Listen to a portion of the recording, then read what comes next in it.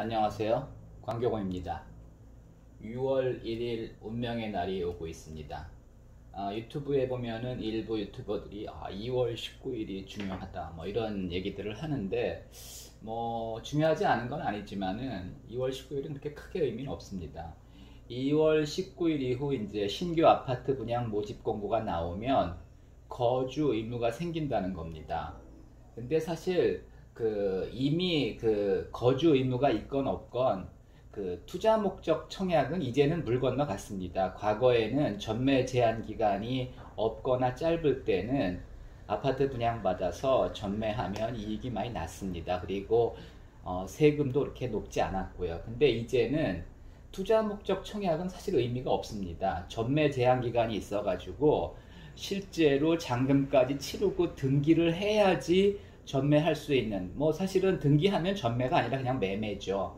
그래서 일단 전매 제한 때문에 실제로 뭐 분양권 전매가 인기 지역은 거의 불가능하고요. 물론 이제 비인기 지역, 비조정 지역은 가능합니다.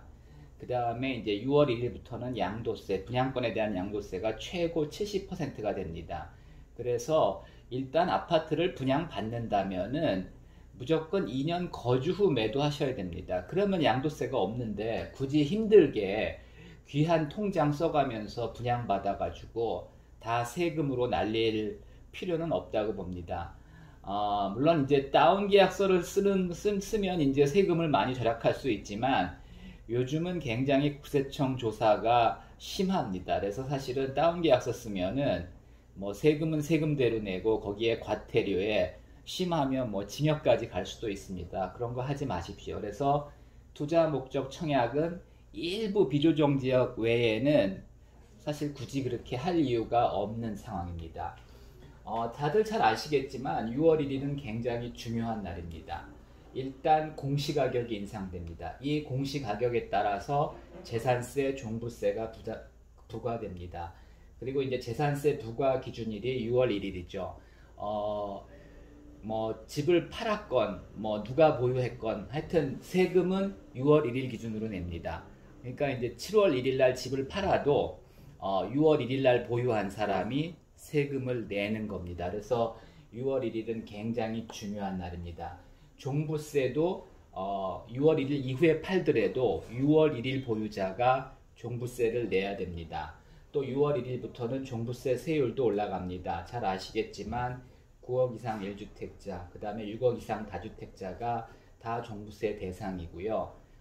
세율도 올라갑니다. 그래서 6월 1일을 잘 기억해 두셔야 됩니다. 또 양도세도 엄청 올라갑니다. 분양권이 지금은 최고 50%인데 최고 70%까지 올라갑니다.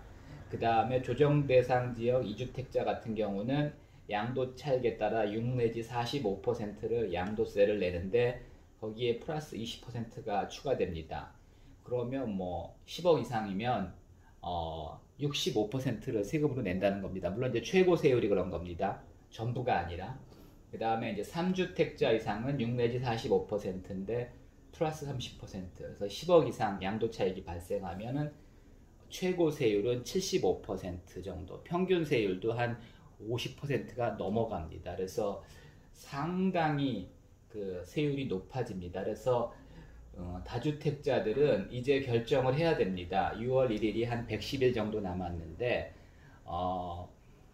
집을 매매하는 데는 2, 3개월의 시간이 필요합니다. 잔금까지 6월 1일 전에 맞춰야 됩니다. 그래서 시간이 별로 없습니다. 늦어도 3월까지는 매매 계약을 하셔야 되고 6월 1일 전에 잔금까지 치셔야 됩니다. 그래서 이제 설날 연휴 지나고 나서는 바로바로 결정을 하셔서 팔 거는 파시고, 저는 무조건 팔라고 얘기하는 건 아닙니다. 팔 건 파시고 또 장기 보유할 건 장기 보유하셔야 됩니다. 장기 보유한다면 뭐 종부세는 이제 각오를 하셔야겠죠.